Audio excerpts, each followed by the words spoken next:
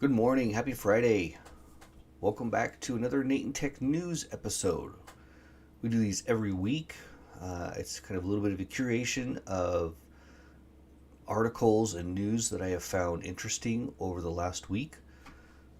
It's August 18th, Friday. I do these every Friday. It's just a quick 10-20 minute little episode. I do post this on YouTube, and eventually I will post it to a podcast that you can listen to if you want. It is also on YouTube podcasts on the NaytonTech Gaming channel. I think I said this is episode 22. Got some cool stuff today. About half gaming, half anime news today, actually. A lot of cool stuff going on. So last week we talked about Baldur's Gate coming out, and they released some news. Their first opening weekend in numbers. A lot of cool stuff here. I'll kind of go over a couple. Was posted, I believe, on Twitter. They posted all of these. There's 4 JPEGs or 4 pictures, basically had all these stats. So for over the first weekend, they had 368 players manage to finish the game. At least I believe it's the story. Obviously, you're not going to finish everything in the game. So that's quite a few. Over 93% of players rolled a custom character as opposed to creating their own. Players spent a combined 88 years in character creation. That's a lot of time in character creation. But, if you're going to be playing a game for 50 to 100 hours or more, and you want your character to be set up correctly, then, how you want, and spend some time there. Nearly 10% of characters spent at least 1 hour in character creation. Let's see. Origin character selection, the highest selection was Gale, followed by Kartak, Astarion, Shadowheart, Will, and Lizelle, I think is the last one. Gale was the most popular played Origin character. We get it. Who could resist the allure of that head of hair? was the main character origin. Seventh, Gale was also the 7th cause of death for players, but you only have yourself to blame for being so flammable. Let's see. The highest Paladin was the highest class choice, and half elf, which was almost tied with human and regular elf.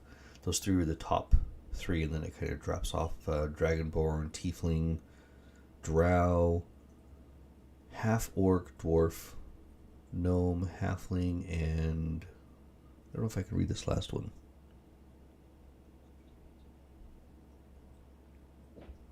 I can't read that last one. That's the first set of stats. Second set of opening weekend in numbers for Baldur's Gate 3. Almost 100,000 players have been rejected by Astarion. Let's see. 1 NPC was shoved into a chasm for every concurrent player we had during our peak on Sunday. 815,000. Of all player deaths, 12% were caused by friendly fire. Nice spell casting there, Dave, is what it says. In terms of diplomacy, players veer on the side of good.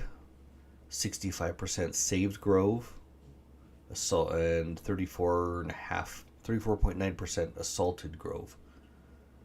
That might be a player. Scratch, which is the dog, has been petted over 750,000 times, cementing his reputation as the goodest boy in all the realms. Players spoke to over 1.4 million corpses and over 2.4 million animals. Next time somebody starts bragging about being fluent in 9 languages, ask them if any of those include squirrel. Players have played for at least 10 million hours over that weekend, which is over 1,225 years. Not bad for an opening weekend of a game. I don't know if you could say that about half the movies out there. Okay.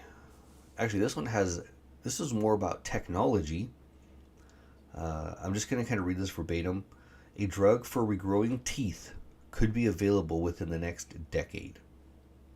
And this is just an excerpt out of it. I will post the full link in the description as for the podcast and the YouTube, the YouTube live YouTube video, so you guys can check out these articles and read the whole thing completely. It's been announced that clinical trials for a potential tooth regrowth treatment are set to begin in July 2024, building on decades of research in the field. If those trials are successful, therapeutic drugs could be available by 2030. A team from the Medical Research Institute at Kitano Hospital in Japan is in charge of the trial, which is targeting people with anodontia. I think I said that right. A rare genetic condition that prevents baby teeth and adult teeth from growing in the normal way. The treatment could initially target young children with the condition, but further down the line, the research think it could also be used more broadly with people who have more common dental problems, such as gum disease, for example. The idea of growing new teeth is every dentist's dream.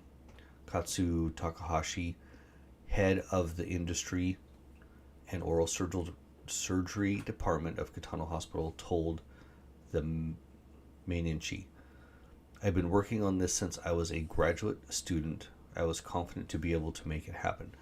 So this is definitely something cool coming up that we might be able to do. Like, if you guys are interested in the article, remember, I will post it below.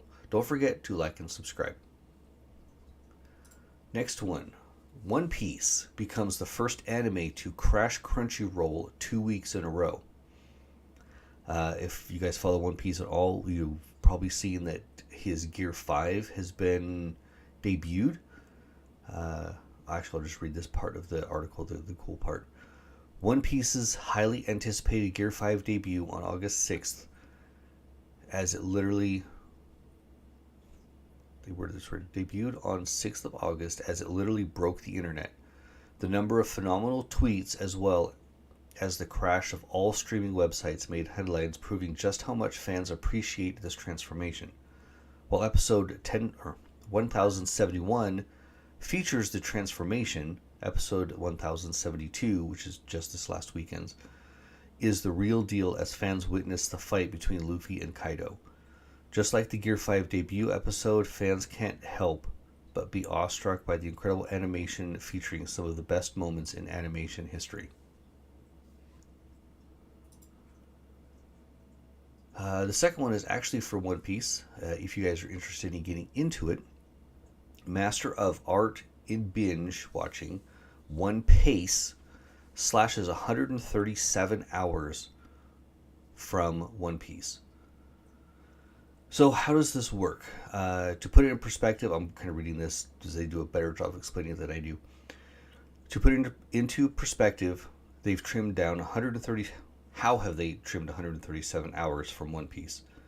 It's about a 45% reduction in the actual episode time. So basically what they're doing is they're cutting out like the intros and all of the... what was the word they used? Anything that's kind of a repeat, so flashbacks, things like that. So watching Arabasta goes from 12 hours to 7. Skypiea shrinks from 15 to a little less than 2. Some other ones are longer, like Whole Cake Island is shortened from 33 to 22 hours. But like I said, so it's still, a full day of viewing. But if you're trying to get caught up, it is definitely an easier way to watch it. There's a link below if you guys want to check out One Piece. I didn't look into it too much. I don't know if it is a paid subscription or if it is free. But it is something if you're wanting to watch and binge One Piece, it's a very more streamlined watch. I believe this is the last thing we have today. This is Marvel's Wolverine. It is a new game coming out by Insomniac Games. I believe it's only coming to PlayStation. The trailer is playing. It's just a quick trailer playing here. This was announced, looks like last year, but they finally put out a video for it. I believe it was just this week. So it looks like you'll be able to play as Wolverine. Definitely going to be an interesting game. I'm pretty sure I've seen all of the Wolverine movies, so I am going to keep an eye on this. I don't own a PlayStation, so I may not play it unless it comes to PlayStation Now. Their streaming platform. I think it's called PlayStation Now. They might have changed it, but that is one. If you guys are interested, it's pretty much a teaser. They don't have an actual trailer out, no actual gameplay yet that I've seen, but make sure that you check that out and follow that if you're interested in Wolverine. One last couple things for Epic Games. If you're interested in the free games from Epic Games Store, Black Book is one of the ones this week. It is a dark RPG adventure based on Slavic myths in which you play as a young sorceress fight evil forces in card-based battles and explore the world where humans live alongside mythological creatures. The other one, as soon as it pulls up here, is Dodo Peak, and it is a throwback to the classic arcade platforms of the past with a modern twist. Play as a dodo bird to find and rescue your lost babies from a series of dangerous peaks. I did not have time to get those trailers and stuff added, but I will post. I'll see if I can find those and post them in the description if you guys want to check those out. Usually, like those are available from yesterday, and they'll be available either till Thursday morning next week or Wednesday night. I don't know when the cutoff sale. Sale ends 8:24, 9 a.m. So probably Thursday morning, 9 a.m. You guys have a wonderful day. Make sure you like and subscribe. Go ahead and join the Discord. I post a lot of stuff there. A lot of these articles sometimes will pop up there, and we'll chat about them there beforehand. I do this every week. Check out my weekly gameplay videos. Usually try to play first thing in the morning, so they're available to you guys anytime during the day. And yeah, we'll see you guys next week for another NaytonTech News episode. It'll be 23 next week. Have a good one. Talk to you guys later.